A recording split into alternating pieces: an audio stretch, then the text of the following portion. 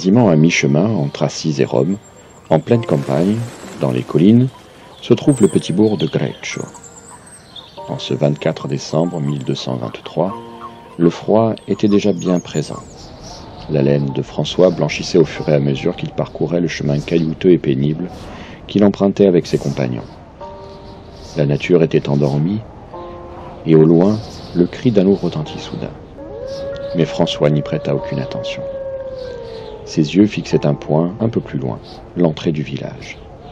Il croisa d'abord un jeune garçon vêtu de haillons, assis dans le froid sur une roche noire. François lui dit « Ce retour à Greccio est bien pesant. » Le garçon leva les yeux et fixa le saint homme. « Pourquoi es-tu si triste ?»« Mon chien est mort ce matin. Beaucoup d'animaux meurent ces derniers temps.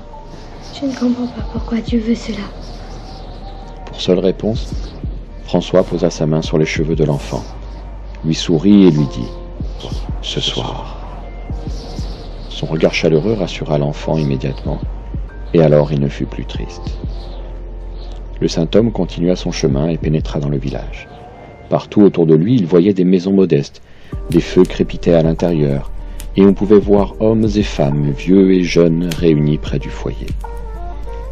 Mais sur la place du village, un homme à la peau tannée se tenait mélancoliquement appuyé sur sa charrette, le regard désespérément vide.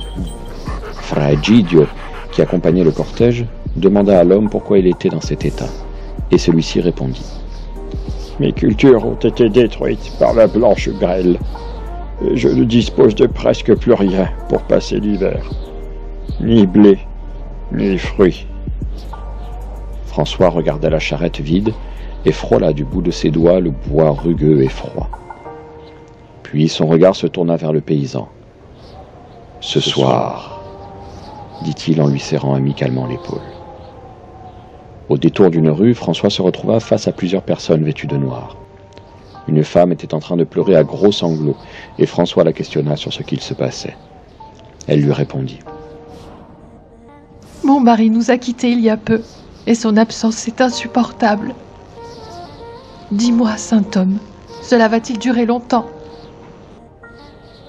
Alors François la pressa contre sa poitrine avec amour et douceur, et le cœur de la femme se desserra et s'emplit d'une lumière rougeoyante. Dans un souffle, François murmura « Ce soir ». Puis il reprit sa marche. La robe de bure que portaient les frères n'était guère utile contre le froid, mais qu'à cela ne tienne, ils étaient arrivés. François toqua à une porte, et un homme à l'allure noble lui ouvrit. « Giovanni Velita, mon ami, nous voici. Ton appel a été entendu. » L'homme sourit, presque soulagé de voir entrer chez lui ce saint homme qu'il admirait tant.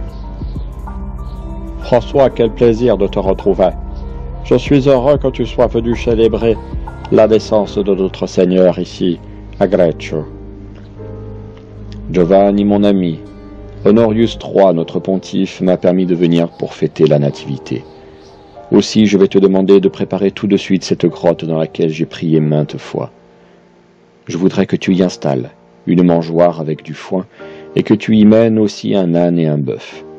Dans 1 heure, le peuple de Greccio me retrouvera là-bas. » Les préparatifs furent mis en place, et 1 heure plus tard, François, ses compagnons et le peuple de Greccio se retrouvèrent dans la grotte.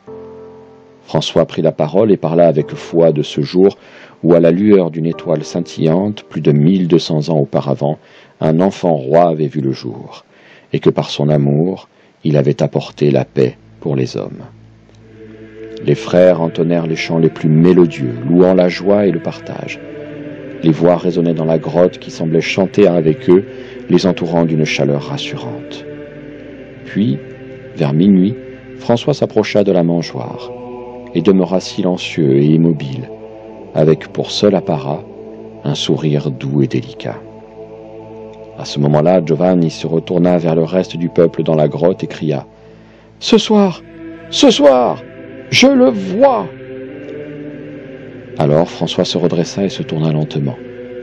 Dans ses bras, un bébé aux joues rouges et aux cheveux d'or laissait émaner une lumière franche et réconfortante. On pouvait voir la bure et la corde à 3 nœuds à travers lui. Après quelques secondes qui parurent une vie, l'enfant disparut. Mais la lumière demeura au-dessus de François qui ouvrit les bras, lui permettant de se répandre sur le peuple et au-delà de la grotte. François regarda le petit garçon qu'il avait accueilli à l'entrée du village, le paysan de la place et la femme en noir. Chacun comprit. Des cris de joie et des pleurs de bonheur furent entendus jusqu'au petit jour. Lorsque le soleil fit éclore le matin, que les oiseaux se remirent à converser et que les graines commencèrent à germer, François dit à Vélita : « Cette nuit, la raison s'est assoupie et a laissé la foi se loger en notre cœur. L'enfant que nous avons vu dans la grotte a fait de Greccio la nouvelle Bethléem. Désormais, plus de pèlerinage dangereux jusqu'en Palestine n'est nécessaire. Il suffira de venir ici pour rendre hommage au roi des rois, pour s'abreuver à la source de la croyance, pour embrasser le soleil des soleils et recevoir son or. » Les deux amis se prirent dans les bras, puis, sans mot dire, se séparèrent, et le cortège des frères, emmitouflés sous leurs capuchons, se remit en marche. Ainsi fut créée la première crèche de l'histoire en 1223 en Italie, à Greccio par saint François d'Assise. Désormais, lorsque le soir de Noël vous placerez délicatement l'effigie de l'enfant Jésus dans votre crèche, à côté du sapin à minuit, quelle que soit votre foi, quelle que soit votre croyance, ayez une petite pensée pour le poverello, celui-là même qui nous a enseigné que la joie et le partage, finalement, c'est ça Noël.